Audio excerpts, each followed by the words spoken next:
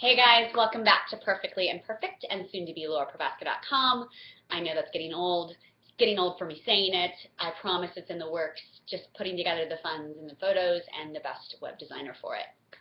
But I love the accountability. I love the Facebook messages. I love the texts. I love you saying you did it, you amped it up, you hit Brene, you made it through, and now we haven't heard from you. And that was actually on purpose. I needed to take some time and really dive into what did I learn, what did I just experience, because truly it is transformational. And not to really exaggerate or hype it up, but it has been probably one of the most transformational weeks I've had, besides going to Africa and really experiencing those things, of deep connection with self and deep connection with others that get it. And connection really comes when two people can understand and be present with each other, and that's really what I experienced.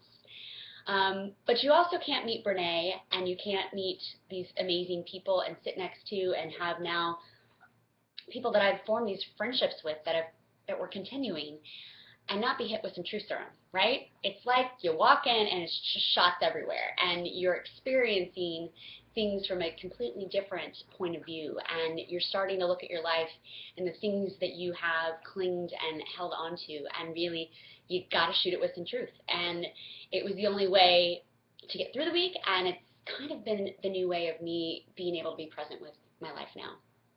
So, as the title says, vulnerability hangovers, right? Crazy, okay? So for me, I thought I knew vulnerability, right? I've been teaching you guys, I've been teaching in practice over 12 years. I'm vulnerable from a family therapist, I'm a believer, I practice it, I journal, like I can connect with anyone. And what I learned is that is not vulnerability. That is also another mechanism of protecting myself from hurt or pain, and really foreboding joy. Foreboding the buildup of learning about someone, foreboding the idea that connection can happen with time. It was a way for me to throw all of my stuff out there and sense that you'll reject me, you'll abandon me, and just play that scheme over and over of scarcity of I'm not enough, I'll never be enough.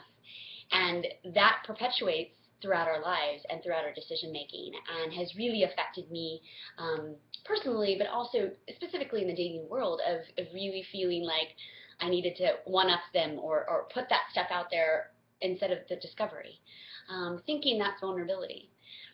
I, of course, had a really early flight, and then I went down there and I sat next to someone on the plane, one eye open, barely there, and she divulges her whole life story and tells me about her problems with her husband, and I come back and I share stuff with me, and we're kind of going back. It's this great, 3-hour flight, and we talk the whole time, and I think, oh gosh, we're connected, it's wonderful, and that was really great. And then the vulnerability hangover starts to happen, right? I'm back at my hotel room, I'm thinking, she's not going to think I'm a great therapist if I just showed her all of my mess, if I told her I had a tough year, if I explained some fallouts that have occurred.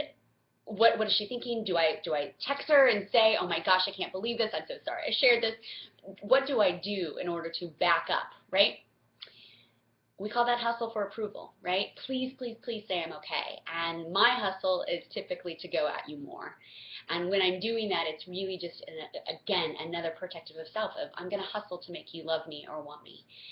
And that is kind of a makeup of a vulnerability hangover. And what happens is we share and then we feel awful. And that either stops us from sharing or it makes us do the hustle. So some tips on what we can do, right? Brene has an analogy or a metaphor about a marble jar. The idea is that it's a container, and that people that deserve the right to hear that have built over time marbles. And there's going to be backlash. There's going to be sometimes those dump out. But those are the ones that are also able to hold our containers. They're not scared of our mess. They're not scared of our pain. And they're also not scared of our joy. And when we can sit with people of that, those are people who have earned the right to hear our story.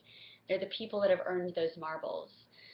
They're people that we've earned marbles for. And for me and for you, earning those things as a parent, as a lover, as a friend, as a coworker, takes time. And I think that there's some beauty in the discovery process. So as you think about healing maybe from your own vulnerability hangover, I think it's really important to kind of understand self. Are you someone that once you connect and have this vulnerability hangover, you then isolate and pull away, or are you someone that hustles for that approval again? And both of those things can be things we sit with and try to figure out how we can honor and look at it differently. So, my marble jar friends, let's continue to start earning those marbles. And let's do that in not a sense of earning where we need it, but in a sense of trust, a sense of safe vulnerability and sharing, and in a sense of connection. I hope everyone gets over theirs as I'm getting over mine. Okay, happy week.